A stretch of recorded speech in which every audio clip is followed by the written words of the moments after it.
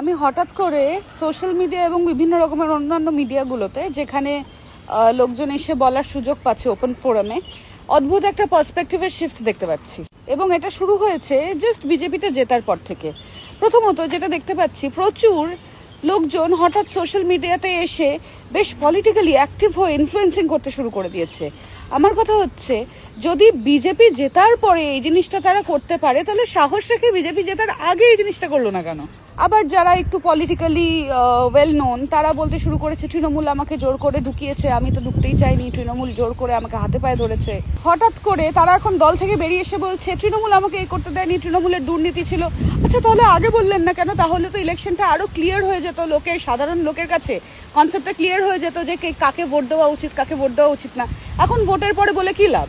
আবার যাবতীয় প্রবলেম যেটা দেখছি সেটা কিন্তু তৃণমূল বা বিজেপি, তৃণমূল ভার্সেস বিজেপি এটা নয়, Trinamool and BJP versus CPM হয়ে গেছে। আরে আমরা যদি জিরোই থেকে থাকি, এত গায়ে জ্বালা কেন? আমাদেরকে নিয়ে এত কপচানো হচ্ছে কেন? এই সবের মূল যে ব্যাপারটা, মূল যে প্রশ্ন আমার কাছে, সেটা হচ্ছে তোমরা যদি এতই পলিটিক্যালি অ্যাক্টিভ, এতই পলিটিক্যালি অ্যাওয়্যার হয়ে থাকো, ওয়াই নট বিফোর ইলেকশন? তখন তো দম রেখে তুমি আগে ফলাফল জানার আগে তো তুমি জিনিসটা করে দেখাতে পারতে।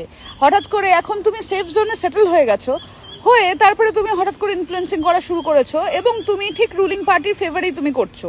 এবং দ্বিতীয়ত, তুমি তোমার বিরোধী হিসেবে সিপিএমকে চুজ করছো, যেটা আমাদের খুব গর্বের বিষয়। কারণ শূন্য হলেও লোকজন যারা সিপিএমকে বিরোধী হিসেবে দেখছে, সেখানে তো আমাদের একটা সাকসেস আছে বলতেই হবে। মানে শূন্যটা নেহাতি একটা নাম্বার, আমাদের ইনফ্লুয়েন্সটা তাহলে যথেষ্ট জোর রেখে চলছে।